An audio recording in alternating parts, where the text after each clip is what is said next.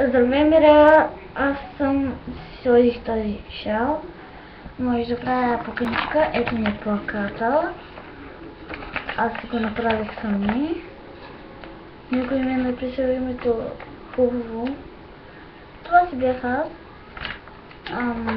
Иначе не ми е точка името. Сега тук е още зима или пролет, не знам. Имам и родери. Сега ще дойда да си на една крачка разстояние. Заключих с телефона. Ау!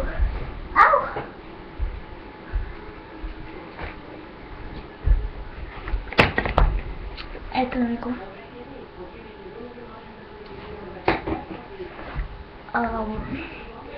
Аз в училище правих плаката. Имам много палитри и снимки. Ето, например, това ми е Фейсбук Тодор Вълчев. Но не знам защо всички хора ми викат, защо не си го направиш на български. Защото имам достатъчни имена. Няма да си го сменям, така ще си мисли вече.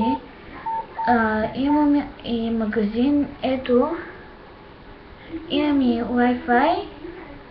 Свалих си палитри. Нещо се вижда тъмно. Трябва да вдигна шторите.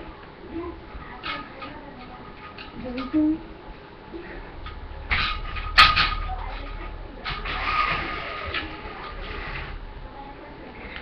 Ето сега е светло. Искам да видя какво е application. Q-Classic Free безплатно. Първо ще видя какво е. Launch. Омръзна ми да седя в това стъпо село.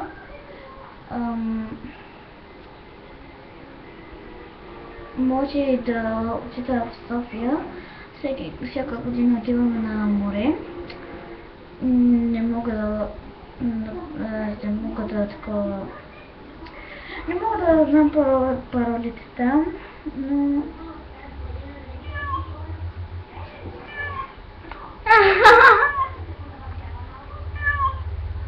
това е Q-Classic application. Окей. Това ще ми ди да плаща някой. Сега изгрява слънце, утре ще ходи на TikTok, защо пъти го казах. Този клип може да е дълъг, но да отидем и се отцелим, звучиме да разпочетне баба ми, майка ми и сестра ми. Ако отидем, ще направя клип и ще го кача и ще го видиш. Да ти кажа чао. И това беше поредният